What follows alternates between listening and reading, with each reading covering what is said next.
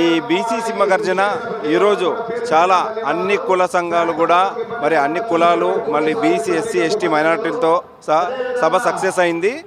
దీనికి ఈ సభ సక్సెస్ అవ్వడానికి ముఖ్య కారణం ఈ 5 డిమాండ్లు, మా ఎజెండాలో ఉన్నటువంటి 5 డిమాండ్లు.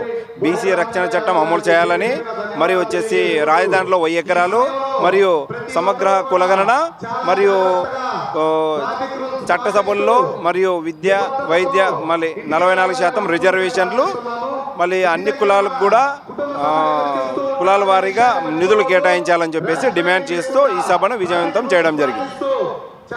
2029 సంబంధించి ప్రత్యామ్నాయ పార్టీగా బీసీవై పార్టీ అవుతుంది, అగ్రగామిగా అంటే గెలిచి తీరుతుంది అంటూ కూడా చెప్పుకొస్తున్నారు. కానీ 2029లో అధికారం మేమే వస్తాం మరోసారి అంటూ కూడా కూటమి నేతలు చెప్పుకొస్తున్నప్పటికీ, లేదు మరోసారి మేము, ఎందుకంటే ఓడిపోయినప్పటికీ 2000తో మేము అధికారం చేపడతాం అంటూ కూడా జగన్ చెప్పుకొస్తున్నారు. ఈ రెండింటి ప్రత్యామ్నాయంగా మరి బీసీవై పార్టీ ఇటువంటి వ్యూహంతో మరి విజయం వైపు వెళ్ళే అవకాశం ఉంటుంది అంటే ఇప్పుడు ఆంధ్రప్రదేశ్లో చూసుకుంటే రెండు కులాలే ఉన్నాయి, 2 వర్గాలే.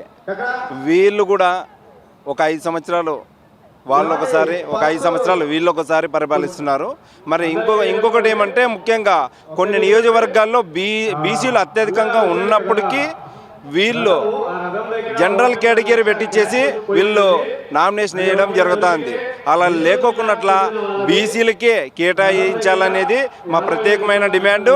మళ్ళీ బహుజనులంతా కూడా ఇప్పుడు ప్రత్యేకంగా ఆలోచన చేస్తున్నారు. మాకంటూ ఒక నాయకుడు వచ్చాడు, మరి బోడే రామచంద్రరావు అనే వ్యక్తిని సీఎం చేస్తే మాకు కూడా మా హక్కులు కూడా మేము సాధించుకోగలమని చెప్పేసి బీసీలు ఎస్సీ ఎస్టీలు మైనార్టీలు ఆలోచన చేస్తున్నారు.